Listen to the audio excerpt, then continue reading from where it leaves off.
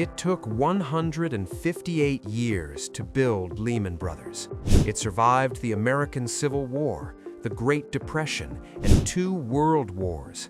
But in September 2008, it vanished in exactly 24 hours. $600 billion in wealth, gone. Retirement accounts, vaporized. Millions of jobs, deleted.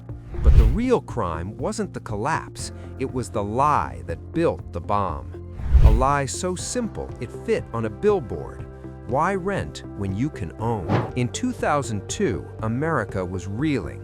Between 9/11 and the dot-com crash, the economy was on life support. To save it, the Federal Reserve did something radical. They slashed interest rates to near zero. Suddenly, borrowing money was cheaper than buying a latte. The American dream was rebranded as a high-speed lottery. Banks stopped caring if you could pay them back. They just wanted you to sign on the dotted line. Enter the ninja loan. No income, no job, no assets, no problem. You're a part-time barista making $20,000 a year? Congratulations! Here's a $600,000 mortgage with an adjustable rate. Don't worry about the math. The message being pumped through every ad and seminar was loud and clear. House prices only go up. This wasn't home ownership. It was a national fever dream. On Wall Street, they weren't just selling houses. They were playing financial alchemy. Banks took thousands of these garbage loans, bundled them into a giant digital sack, and called it a mortgage-backed security. But nobody wants to buy a sack of bad debt. So they called in the experts at the rating agencies. It was a protection racket. The banks paid the agencies to give these toxic bundles a AAA rating, the same safety rating as US government bonds. It's like putting a grade A sticker on a piece of raw, salmonella-filled chicken. Investors all over the world, pension funds, small towns in Europe, your own retirement plan, bought them by the billions. They thought they were buying gold. They were actually buying a ticking time bomb. By 2005, the market wasn't about shelter anymore. It was a casino. People were flipping condos like pancakes. Teachers were buying 3 suburban homes with 0 down, planning to sell them in 6 months for double. It was a classic feedback loop. Rising prices drew in more suckers, and more suckers pushed prices higher.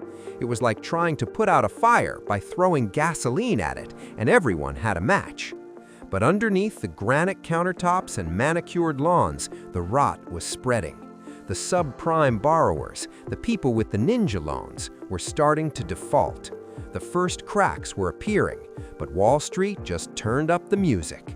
A few misfits saw the truth. They read the fine print. They realized the entire global economy was a Jenga tower held together by spit and lies. They wanted to bet against the housing market, but there was no collapse button. So they invented one, the credit default swap.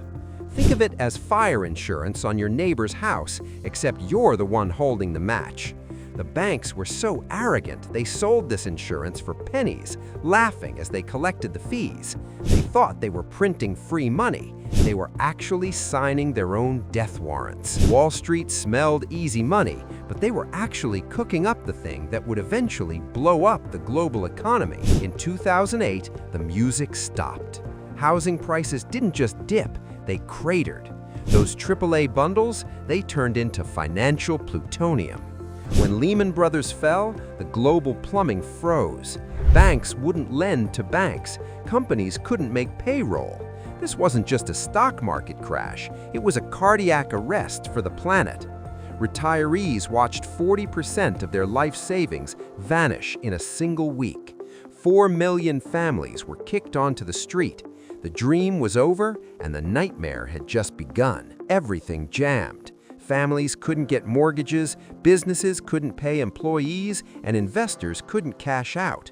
This wasn't just Wall Street burning, this was Main Street in freefall. Then came the final insult, the bailout.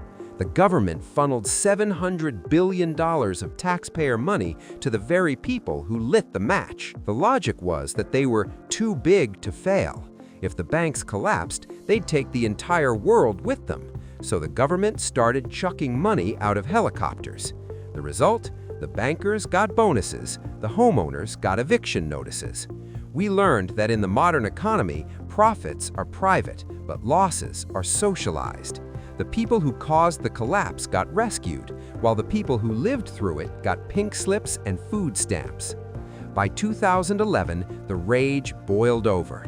Thousands gathered in Zuccotti Park under the banner, "We are the 99%. It wasn't just about the money, it was about a system rigged to protect the powerful. No major Wall Street CEO went to jail. There were no handcuffs, just golden parachutes and quiet retirements.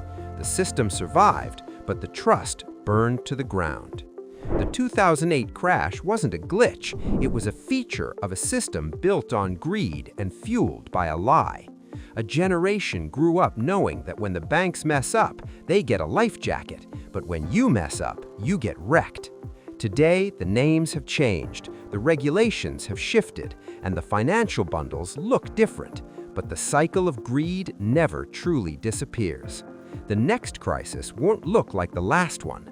It will look harmless, it will look profitable, and it will look inevitable, right up until it isn't. When the next sure thing comes along, will you be the one buying the lie, or will you be the one reading the fine print?